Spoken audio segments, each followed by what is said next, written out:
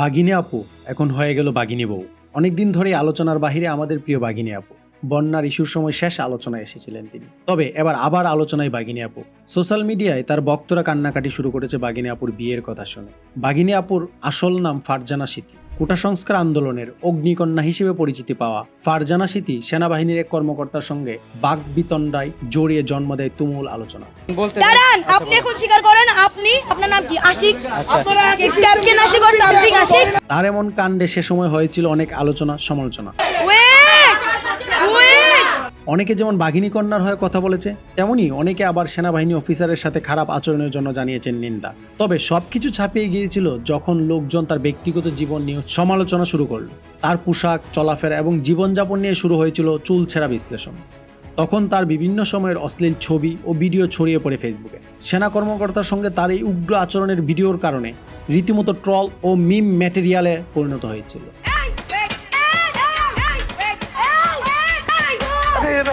পরবর্তীতে যদিও সেনা কর্মকর্তার সঙ্গে অশুভ আচরণের জন্য ক্ষমা চেয়ে এক ভিডিও বার্তায় ফারজানা সিথি বলেছিল, খুবই দুঃখিত, বাংলাদেশ আর্মির কাছে আমি খুবই দুঃখিত।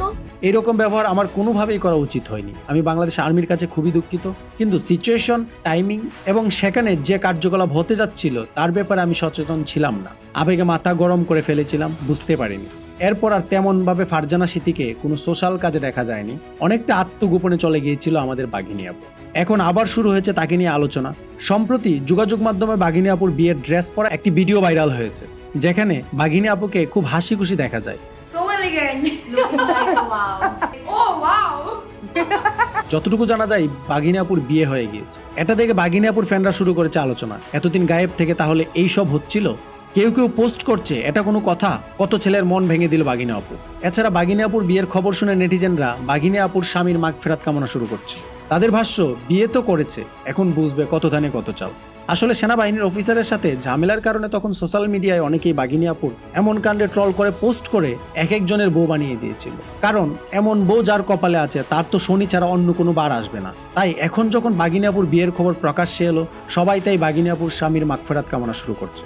যে যাই বলুক, আমরা দোয়া করি যেন বিয়ে পরবর্তী জীবন ভালোভাবে কাটে। তবে এই পর্যন্ত বিদায় নিচ্ছি। আপনাদের মতামত জানাতে পারেন কমেন্ট বক্সে। তো ভালো লাগলে লাইক দিয়ে পাশে থাকুন। ধন্যবাদ।